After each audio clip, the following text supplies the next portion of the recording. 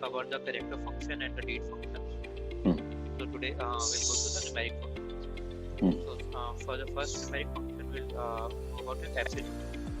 So what this function does is, for example, you have a negative number and you want a absolute value for this. For example, you have a column called profit, and in that you will have a negative profit as well.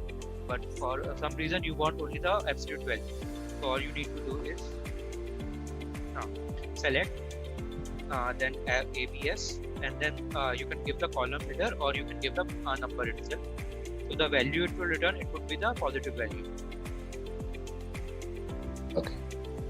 Then we have a cos, so it will return the arc cosine of the number. So these are all trigonometric functions. I don't know that use case exactly for them.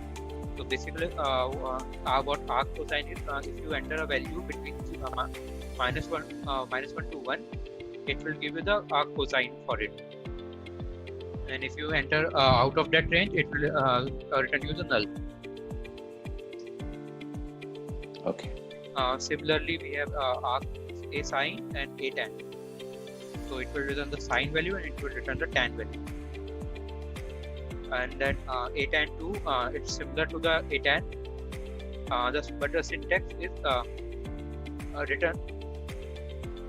It will return the arc of the two numbers. Instead of a tan, you will get only the arc of one number. In this, you will get the two numbers. So it's like.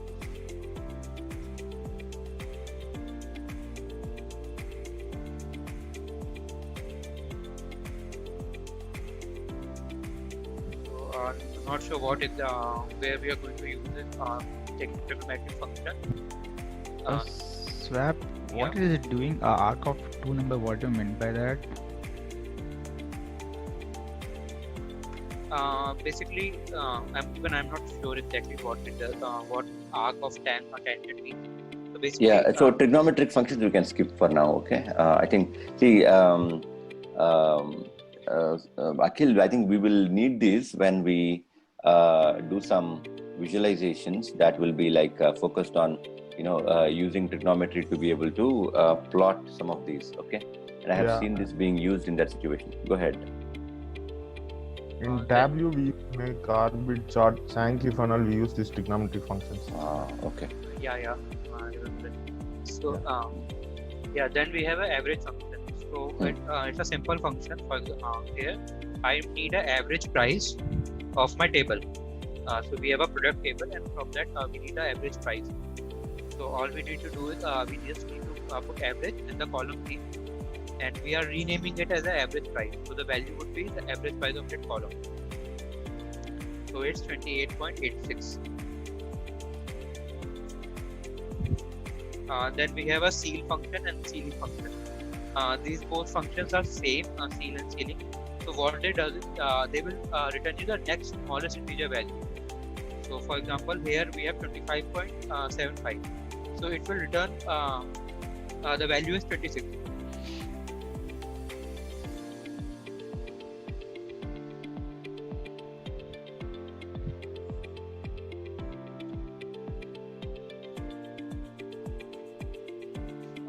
The same is a ceiling function with the same syntax.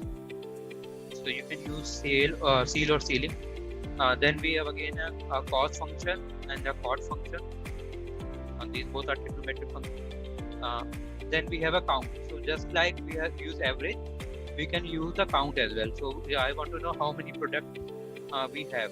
So we just can do a count of particular of that column and it will give the total number of rows. Then we have a degree function. So the degree basically this what it does is it converts the radian value to the degree value. So if you have a radian value, you want that in degree, you just need to put select a degree and the radian value. It will convert it to a degree. Then we have a division function. So it's a normal integer division. So what? So it will just give you. It will divide, give you the integer value. So here it will give 2, but if I divide it by, let's say 3, so it will give you 3, but it will not give you the remainder. For remainder we have a different function. Then we have an exponential function. So it just if you want a power of particular, basically it will give you the exponential and the power. So for example, if I want exponential with power 2, it will give me the value. Then we have a floor function. So like ceiling, the floor will give me the largest value which is less than or equal to this number. So in this case, in ceiling function we got the value as 26. In floor function we'll get the value as 25.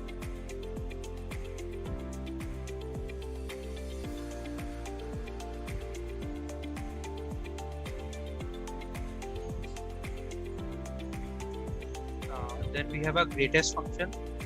So if you have a set of values and you want to find the greatest number in that list, so you just need to give a select greatest, and it will fetch the greatest number in that list.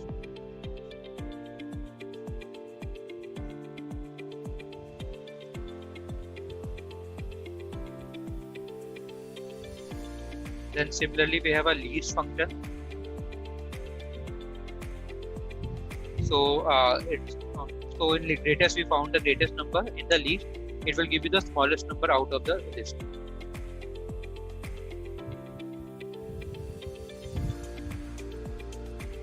Then we have log function. So it's a natural log. So here it will give you the natural log of 2. So similarly it will 1. So if you want a log value, then you just need to put ln, select ln and the number. Then we have a log. So it will give you the log value. So if you write select log 2, it will give you the natural log. But if you want a log of a particular base, so like I want natural log of algorithm 4 with base 2. So I will just write log of 2 with the power of 4.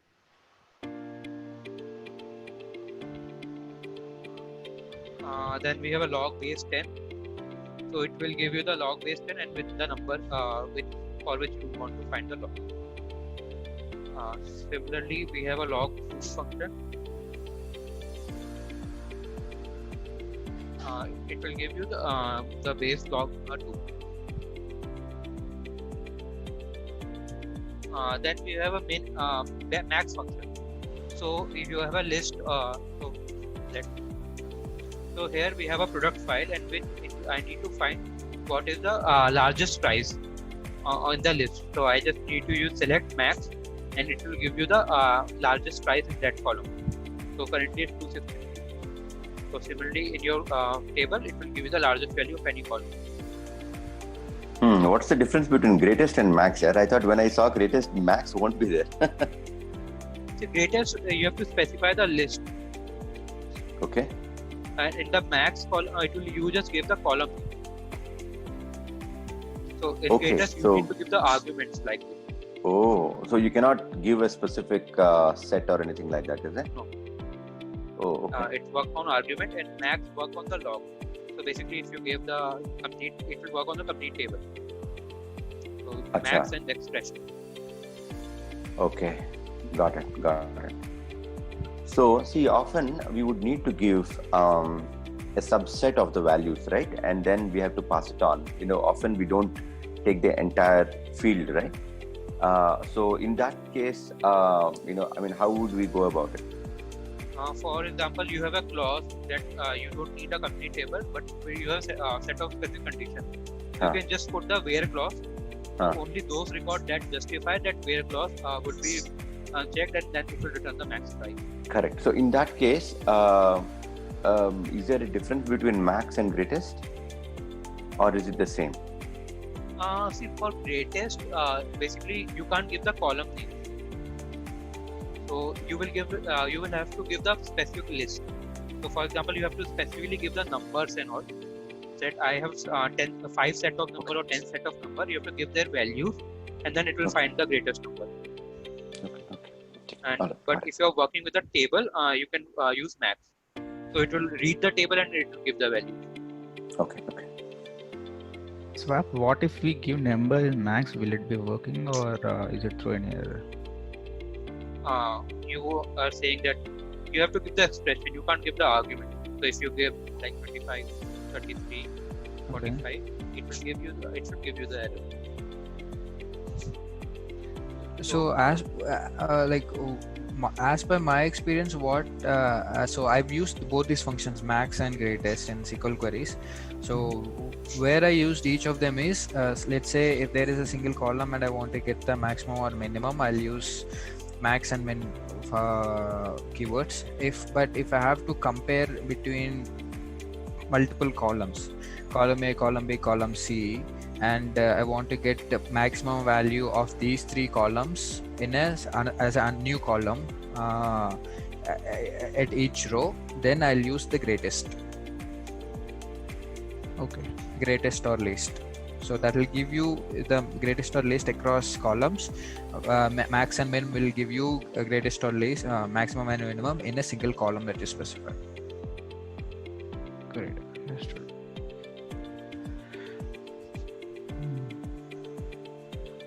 So the second case that you were saying, Jagadish, will max work in that case, or will it not work? In second case, what? The greatest big across columns. Across columns, max will not work. Across columns, max will not work. Across columns, you have to use greatest and least. Only those two. Okay.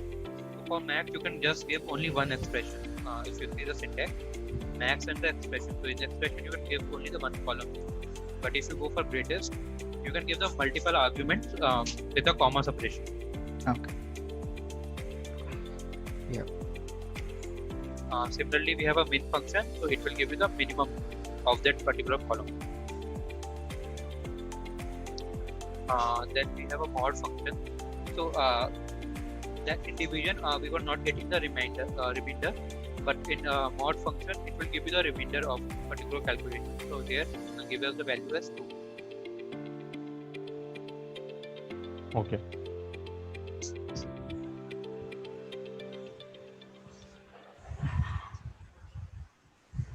Then we have a pi function, so it just gives you the value of pi. So if you need a mathematical calculation and you want to use the value of a pi in that calculation, so you can use this function and it will give you the value.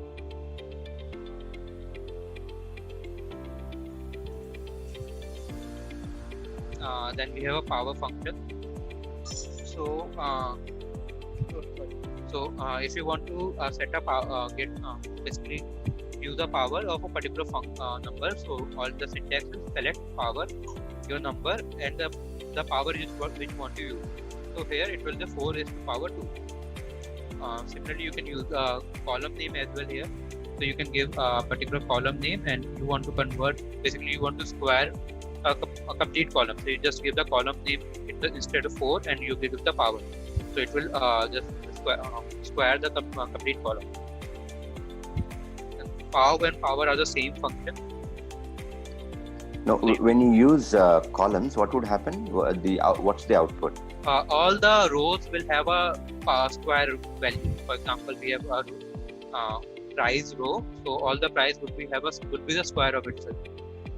Okay, and the output is another string of numbers, right? Is that correct? Yeah. Okay. Then similar is the power function. With power, you can use any one of them. Then we have a radian. So just like degree, it converts degree into radian. Then we have a rand function. So it's just like a Excel random function, but the issue is it will return the value between 0 to 1. This is my favorite function here. I think you can just say there the output will be very random.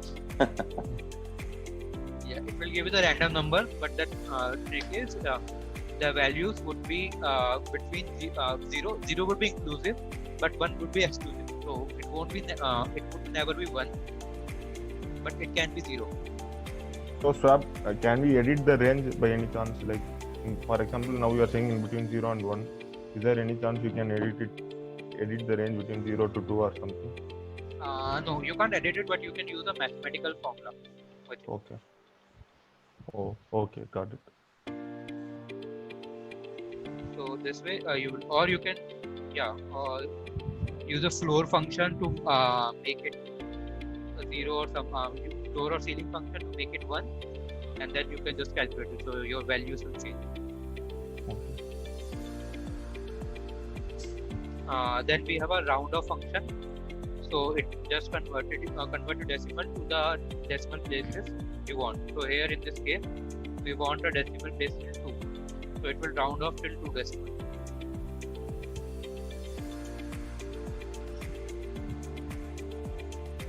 Then we have a sign function. So if you want to know the sign of a particular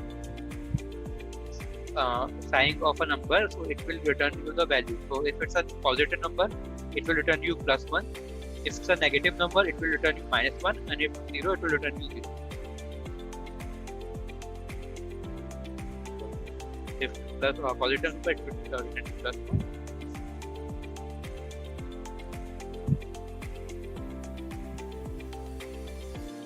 For negative, it will return you -1.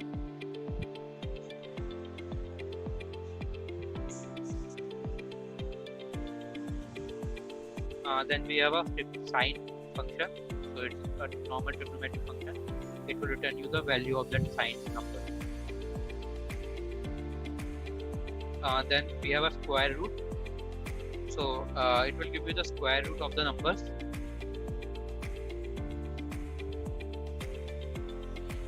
Then we have a sum, so it will sum the total all the rows in that column and give you the result. So here it will do the sum of the quantity, show you the total item ordered and give the result.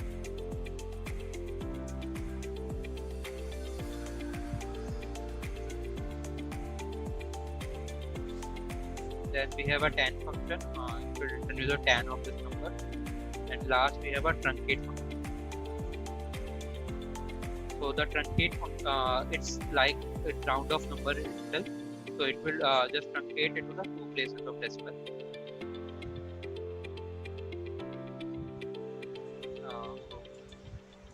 These were all the numeric functions we had. So we have covered the strict functions, we have covered the numeric functions, and we have covered the date functions.